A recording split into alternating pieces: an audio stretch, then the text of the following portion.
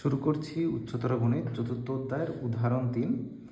বলা আছে যে 2 সেন্টিমিটার ব্যাসার্ধ বিশিষ্ট বৃত্তের কেন্দ্র থেকে 5 সেন্টিমিটার দূরে কোনো নির্দিষ্ট বিন্দু হতে অঙ্কিত স্পর্শকদ্বয়ের দৈর্ঘ্য বের করতে হবে।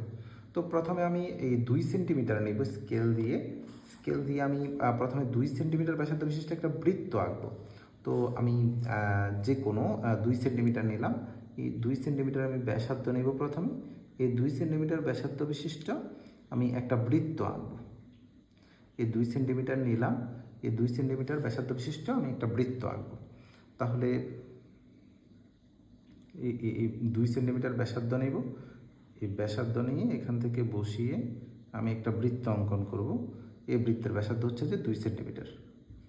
তাহলে আমি এই বৃত্ত আঁকছি, 2 সেন্টিমিটার ব্যাসার্ধ বিশিষ্ট একটা বৃত্ত এঁকে নিচ্ছি। এই বৃত্তের ব্যাসার্ধ হচ্ছে যে 2 সেন্টিমিটার।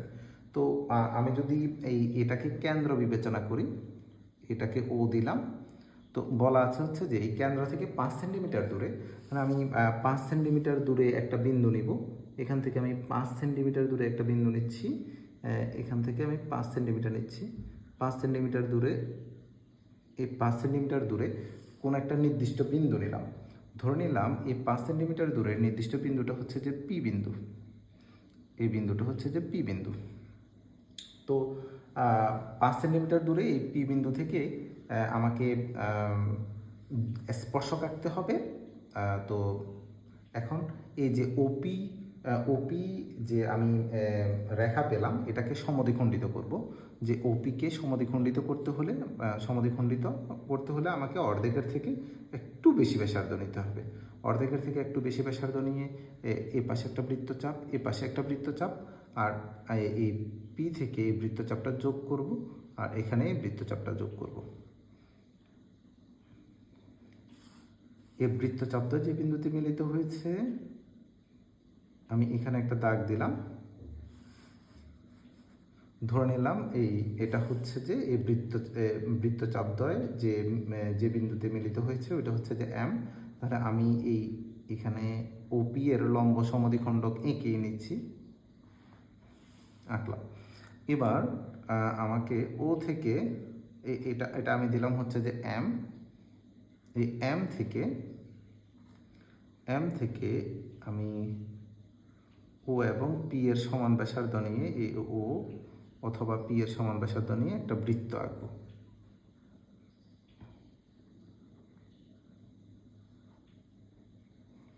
বৃত্ত আঁকলাম। ধরে নিলাম এই বৃত্তটা পূর্বের বৃত্তটাকে কিউ ও আর বিন্দুতে ছেদ করেছে। কিউ দিলাম আর এটা আর দিলাম। এবার পি কমা কিউ যোগ করব।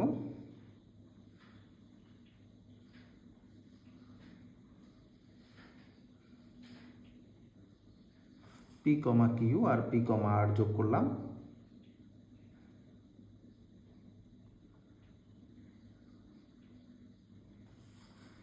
তাহলে পি কিউ আর পি আরই হচ্ছে যে নির্ণীয় স্পর্শক। তাহলে এবার আমি অঙ্কনের বিবরণ লিখব। যে মনে করি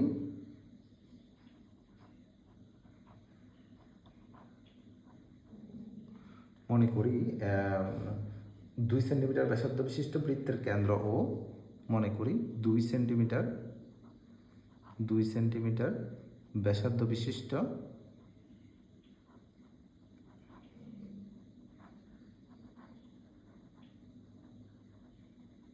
বৃত্তের কেন্দ্র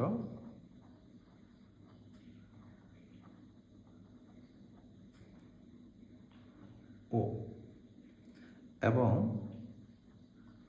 নির্দিষ্ট বিন্দু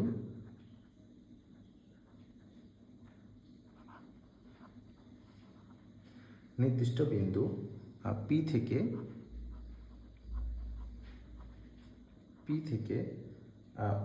ও বিন্দু দূরত্ব 5 সেন্টিমিটার।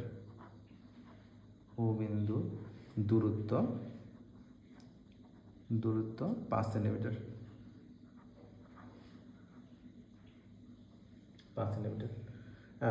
পি বিন্দু থেকে উক্ত পি বিন্দু থেকে উক্ত বৃত্তে উক্ত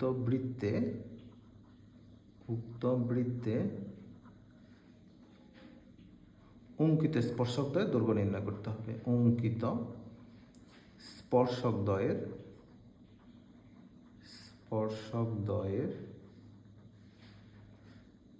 দৈর্ঘ্য নির্ণয় করতে হবে। দৈর্ঘ্য নির্ণয় করতে হবে।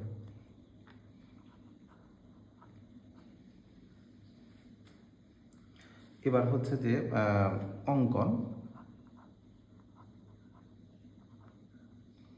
প্রথমে আমি ওপি এর লম্ব সমদ্বিখণ্ডক এঁকেছিলাম। ওপি এর লম্ব সমদ্বিখণ্ডক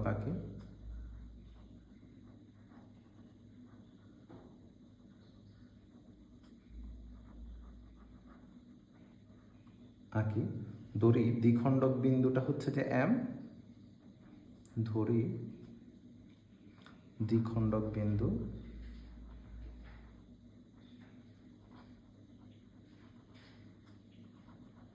এম। এখন এই এম কে কেন্দ্র করে ওএম অথবা ওপি এর সমান ব্যাসার্ধ নিয়ে এম কে কেন্দ্র করে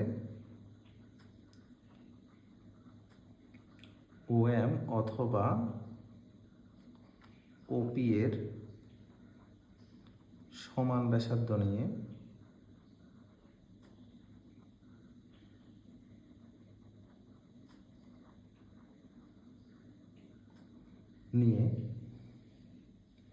একটি বৃত্ত আঁকি।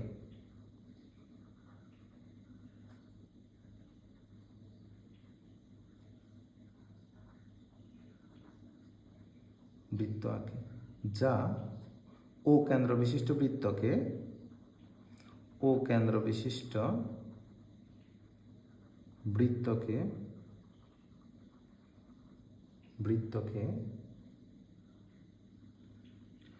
কিউ ও আর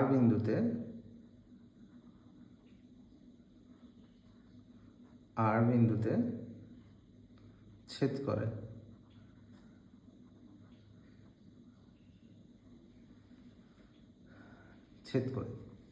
তাহলে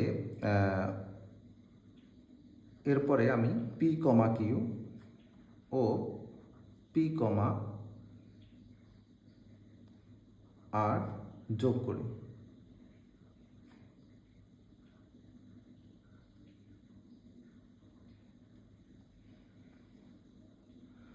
তাহলে এই নির্ণেয় যোগফলটাই হচ্ছে যে এই পি আর আর পি কিউই হচ্ছে যে আমার স্পর্শকের দৈর্ঘ্য।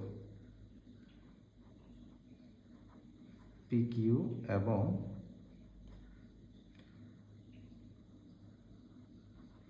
পি আর ই নির্ণেয় স্পর্শক।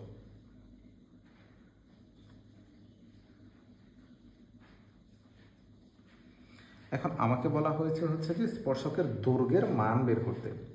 তো আমি যদি এখানে বিবেচনা করি যে এখানে যদি আমি কিউ আর ও চিন্তা করি, কিউ আর ও, তাহলে এই কিউ আর ও যদি যোগ করি, এই ব্যাসার্ধের মান ছিল আমার কাছে 2 আর এটা ছিল আমার কাছে 5। আমরা জানি হচ্ছে যে স্পর্শবিন্দুগামী ব্যাসার্ধের উপর লম্ব হয়। তাহলে এখানে 90 ডিগ্রি কোণ তৈরি করেছে। তো 90 ডিগ্রি কোণ তৈরি করলে এই বাহুটা হচ্ছে যে অতিভুজ। তাহলে আমরা জানি অতিভুজ স্কয়ার, তাহলে পিও স্কয়ার, অতিভুজ স্কয়ার সমান এই লম্ব স্কয়ার যোগ ভূমি স্কয়ার। তাহলে এখানে আসবে হচ্ছে যে পি কিউ স্কয়ার যোগ ও কিউ স্কয়ার। তো পিও এর মান হচ্ছে যে 5 মাইনাস, আমি যদি এই ও কিউটাকে এ পাশে নিয়ে আসি তাহলে এটা আসবে হচ্ছে যে 2 স্কয়ার। আমার লাগবে হচ্ছে যে পি কিউ এর মান, তাহলে পি কিউ স্কয়ার, তাহলে 25 থেকে 4 গেলে আসবে হচ্ছে যে 21 আর রুট ওভার এটা আসবে হচ্ছে যে পি কিউ এর মান। তাহলে রুট ওভার করলে এই পি কিউ এর মান হবে 4.6। তাহলে স্পর্শকের দৈর্ঘ্য, তাহলে সুতরাং P Q O P R স্পর্শকের দৈর্ঘ্য স্পর্শকের দৈর্ঘ্য হবে 4.6 সেন্টিমিটার।